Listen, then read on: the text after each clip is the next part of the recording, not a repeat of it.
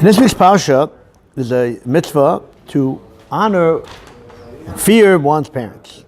Pasuk says, Ish, a man, Imo v'aviv tivohu, his mother and his father he should fear, V'eshab sosai tishmohu, and he should observe the Sabbath. So before I tell you a nice word from the Kesav Sofer, just to explain some basic principles, that when it says Ish, doesn't only mean a man. A woman is also obligated to honor her parents and fear her parents. We're going to say pshat later on, Bezrat Hashem, why it said Ish, a different pshat from the Ksav Sofer, but the simple explanation is that a man is always obligated to honor his parents.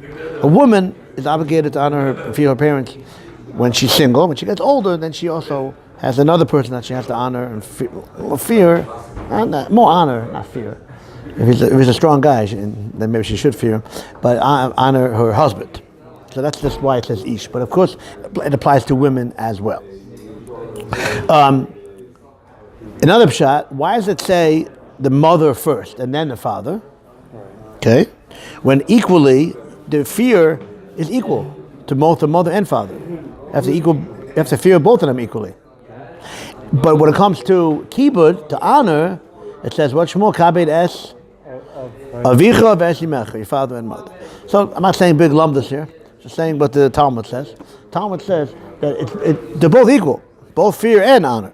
The reason why it says fear as far as a reference that you should fear your mother and your father, is because naturally, in most cases, the child would fear the father more. The father's bigger, stronger than the mother. It's bigger muscles. So the Torah wants to tell you, your mother and your father, to show a chiddush, not just your father, who naturally you're physically afraid of, but even your mother, who you might think, not as much. No, the Torah says, not as much. But when it comes to honor, naturally a person honors his mother more than his father. After all, the mother does so much for him. The mother talks to him nicely. He comes home from school, it's okay, Yingala, Sheffler, Charlie. Mother makes good food. That's why she goes first, right? By fear, to show that even though a person would naturally honor their father more than their mother, so by fear it says mother first, to show mother also, not just father. When it comes to honor, since naturally a child would honor his mother more than his father, the Torah says no, they're equal. Avicha ve'esimecha, your father and your mother.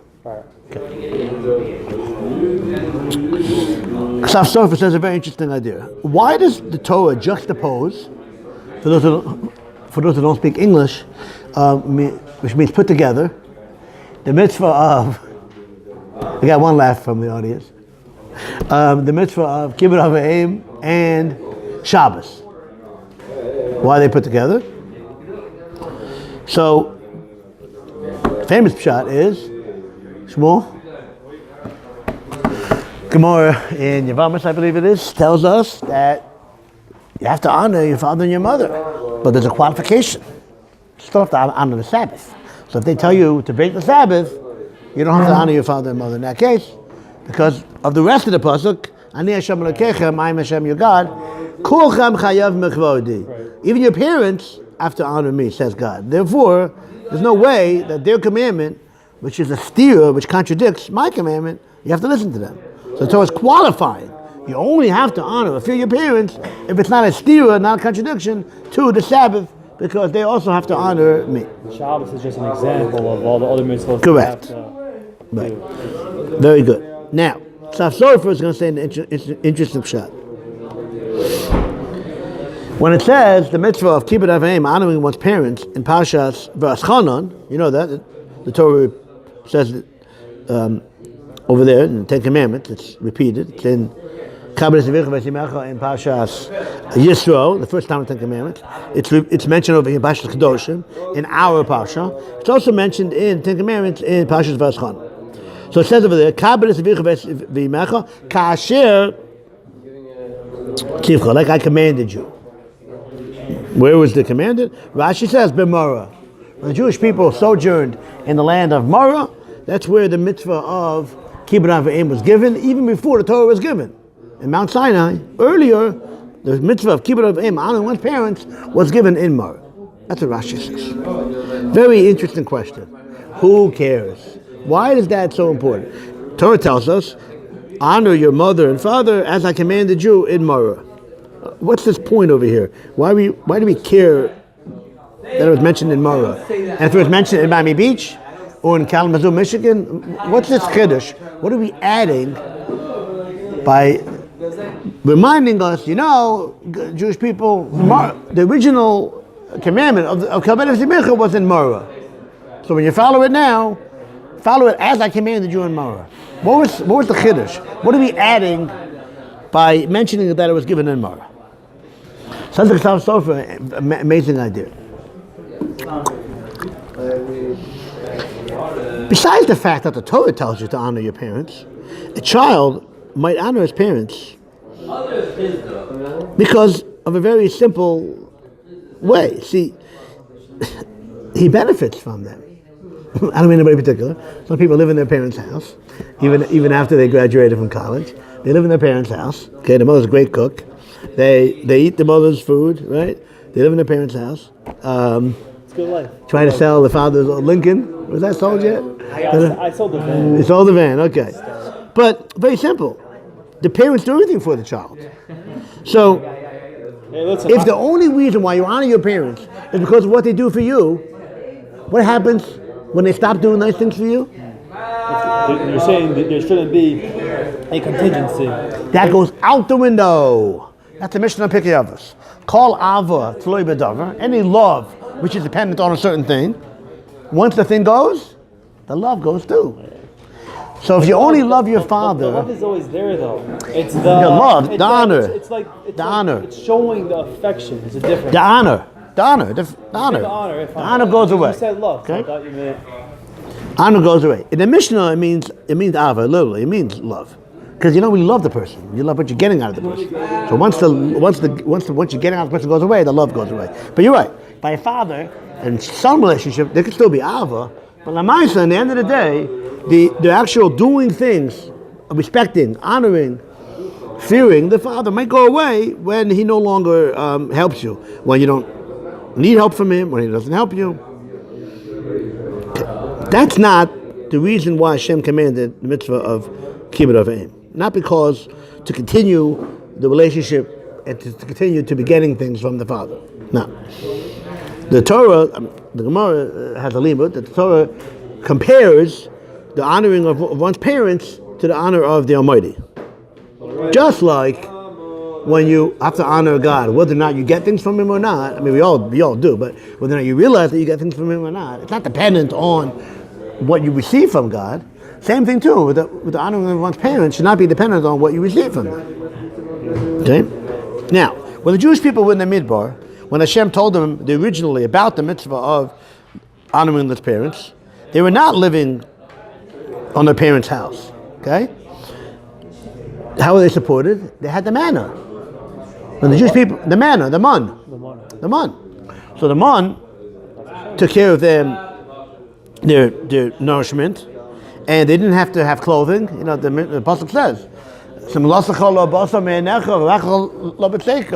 miraculously, Hashem took care of all their clothing, all their laundry needs. All things were taken care of. They didn't have any needs. They didn't need to come on to their parents, but yet the Torah still gave the mitzvah of kibbud of aim in the midbar, in the desert. So what do you see? Fascinating idea. That the mitzvah of honoring one's parents is just like honoring the Almighty.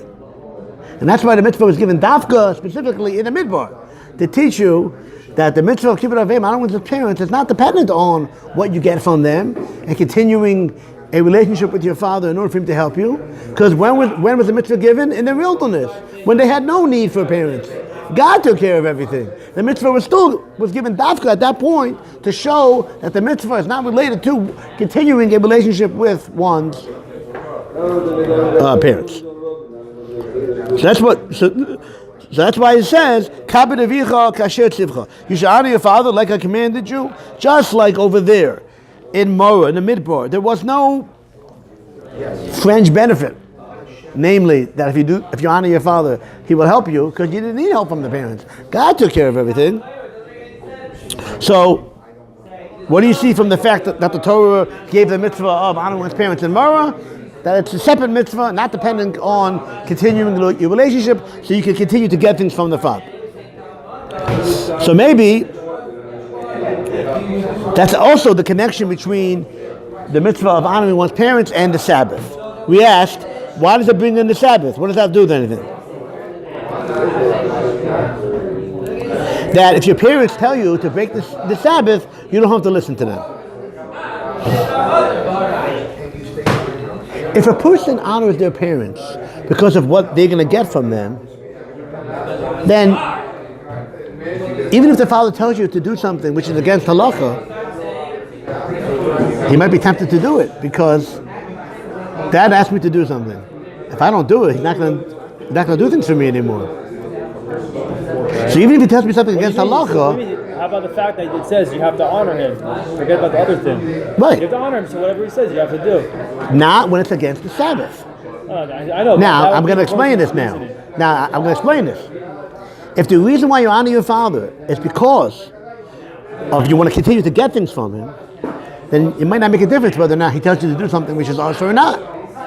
Because I want to get on his good side.